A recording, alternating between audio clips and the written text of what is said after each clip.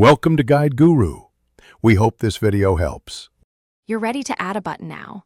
Open the specific Google site page you'll edit. Make sure you're in edit mode. Click where you want the button to appear, then choose the Insert panel and select Button. Name the button clearly. This is what visitors will see, and paste the target URL or choose a site page. Once done, position the button roughly in the layout. Do not finalize until you test the target. Now refine the button's behavior and appearance. Click the button to open its properties. Change the label to an action verb so users understand why to click. Select the proper link type, external URL, a page within your site, or a file, and verify the address. Adjust alignment and size to match the section grid so it looks balanced. Make sure the button contrast meets readability. This improves clicks and finish by previewing and publishing. Use the preview mode first and click the button to confirm it goes to the intended destination. Check on mobile view as well.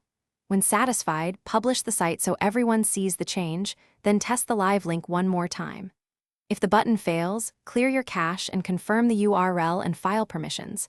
If linking to an internal page, make sure the page is published.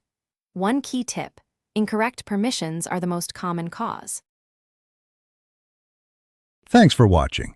Consider subscribing if we helped you today.